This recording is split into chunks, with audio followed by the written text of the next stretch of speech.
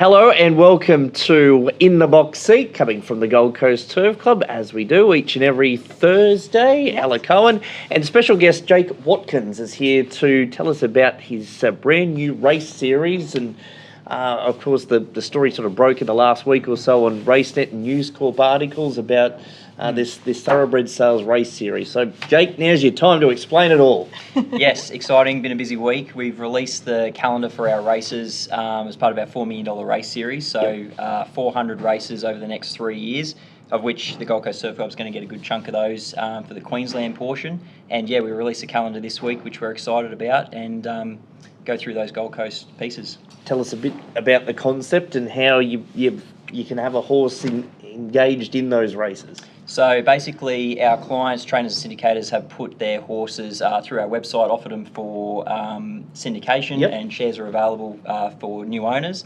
And then as part of that, they can have them eligible for our race series as part of that, so they've got a nominated for that. And then they obviously run for the 400 10K bonuses. So pretty simple from their end. From an owner's perspective, they've just got to come to our site, find their horse, and they're going to be in the series more likely than not. Not all of them are, but most of them are. And then, off to the races. I think one thing that really stuck with me, you spoke about how ownership, you really only hear the stories of the big winners. You win your Melbourne Cups and you win those type of things. But their ownership isn't all about that. Sometimes, the provincial meetings, you don't always get to the Melbourne Cup, unfortunately. No, well, I had one get beat at Maruya on Tuesday in a benchmark 60. So it's a nice level up. Yeah, so it is about obviously boosting ownership for those sort of provincial and country meetings as well. So that's how the bonus scheme became about. Yeah, so it's going to be targeted around your maidens, lower benchmark, lower class races. So if you don't get a right up my alley Group 1 champion, which we've all had our fair share of non-Group 1 champions, it gives us that ability to try and get as much of the prize money back and the investment back for the owners as possible. So we're trying to get an owner that would come in, say 1 year, they don't get a champion, they sit on the sidelines a little bit, recuperate their funds and go again. We want them to come in year on year on year and obviously boost up the owners in each stable with the clients that are on board, and obviously boost fields and so on and so on. So I think where we're targeting that specifically within the market is going to get as much impact back to the industry rather than obviously that top level where you win a Magic Millions, for example. First thing you do with all your money is probably buy a house or go on holiday or get a new car, and it leaves the industry. Whereas ours, with that being strategically targeted at 10 grand, gives it most benefit to stay in the industry and just keep generating through. And sort of looking at the calendar, you've sort of focused in on the provincial areas. Of course, the cream at the top, the metropolitan prize money, is very strong in a number of states. Look at Sydney, look at Melbourne.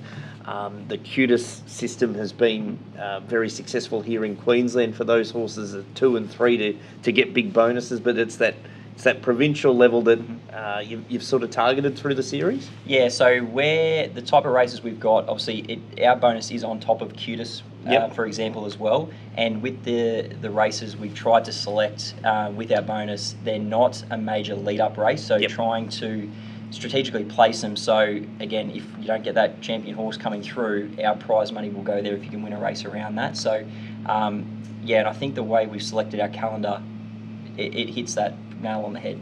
So speaking of winning, we are here at the Gold Coast Turf Club Directors Lounge. So this is the room that you come back to. Your horse wins outside where we are now, and this is the room that you come into. You get to watch your replay, you get to have your free drink, and you get to enjoy being in the winner's room. So hopefully, if you're in one of those races, this is exactly where you'll be after you've won. And how has it been received by the trainers and the owners? People are getting on board, excited by it? Yes, excited. I got a bit of pressure on me for the calendar to hurry up and so we can work out where we're going with these horses. Good pressure, good pressure. But no, it's been received really well, even when we started the initiative back this time last year, really, with the trainers bringing them on board, buying them, and then selling them through, and then the owners as well. I think they think it's a great concept, more prize money for them. We've got a heap of other stuff coming through for the series that will be a benefit to owners directly as well. So we'll release that in due course, but it's industry-wide. It's been fantastic. I know the calendar has been released, but when's the first of the sales races? For this year, Yeah. the first one's in Bendigo in Vic. Kicks off in October. I didn't want to put you on the spot. There was a lot of races that you had. Sorry, 75 to go through.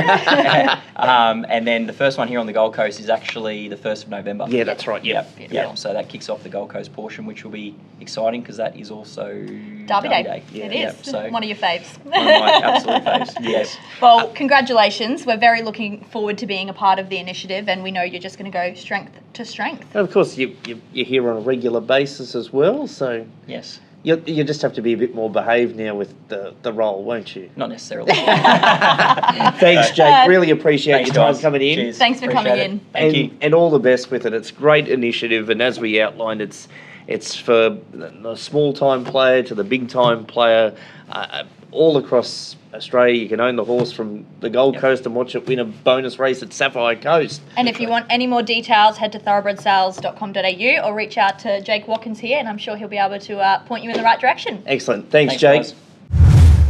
So look out for those race series bonuses through Thoroughbred Sales when they commence at Bendigo.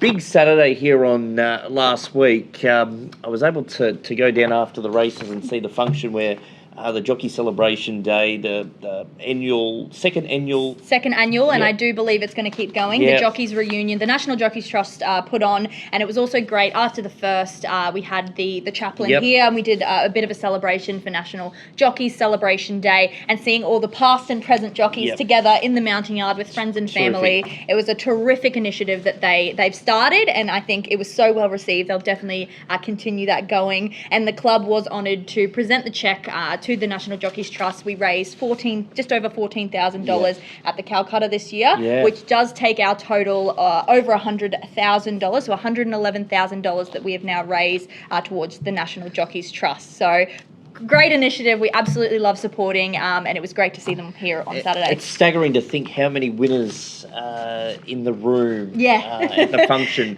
You had the likes of Mick Dipman, Yep. Larry Olsen, Peter Cook, Arthur Lister, who Yes. rode the first ever gold market winner in 1963. He did. Yep. He was actually here on the day, Yep. and a race named in his honour. He did actually head down to members' ground floor, and there was one of his past replays. I think it was from 1965, a very long time ago. Yep. That photo was on the wall, and Yep. he was in the room with the owner, Joe Maloney's family. Yep. He teared up a little bit seeing the photo, being with the children Yep. of the owner, and he was very appreciative of the club and was grateful to be here on the day. Yeah. So that was really beautiful to see as well. Oh, some of the stories that were getting told, and like I said, some of the names in that room. It was really great, and that was the second year of it, and it's only getting bigger Yes. and better. They love coming together, that crew. And, Yes. well done to everyone involved, because it's great to recognise the past talent, also the present, which was a good Yes. situation out in that mounting yard when with the chaplain, and to see the present and the past all together. all in one. Speaking of great success for the Gold Coast, Hadouken was able to do it again on Monday, scoring his second Darwin Cup, back-to-back victories. Blake Shin flew up to ride for his great mate Peter Roble. It was a really tough, gritty performance. He looked all out at the 200 when the roughie was coming to beat him, but he dug in and he was able to take his second. I believe Peter was on air on radio during the week. It might have been the day after, and he couldn't recall too much of the cup. I don't think many people in Darwin would have been able to recall. Pete should be sober by the time he joins us on the show next week. Fingers crossed, not counting on it, but we'll give him a good full week to recover. Congratulations. What a remarkable horse he is. He sort of won a few races here on the Poly. Yep. Quickly, his benchmark got up. He can run okay on the turf, but hates wet going. Yes. And then they've just found the key to him by taking him to Darwin. He scored the Chief Minister's Cup at 70-1 in the lead-up. Wow. He was $3 favourite on Monday. And, of course, I backed him on Monday at $3 and not the week before at 70s.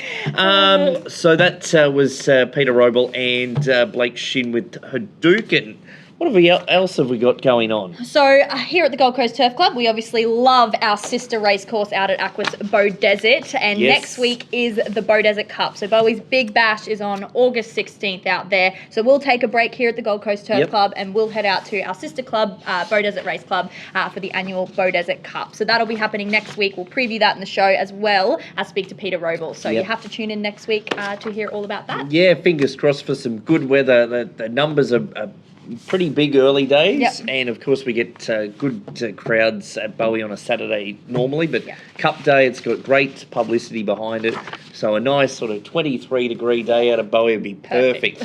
The joint will be rocking. A tip this week? Yes. So looking at the Gold Coast, we're back on the Poly. We are back on the Poly, and I have found a Poly favourite, race 4, number 1, I Am Voodoo. Absolutely loves the track, loves the Poly, and I am backing I Am Voodoo for Ray Dart. There's a tenner for me in race 5. It's very fast and has won here on the synthetic. So race 4, number 1 is a tenner for me. Beautiful. That takes us away. So looking forward to next week. Of course, we'll preview Bow Desert Cup. Peter Roble will be our special guest.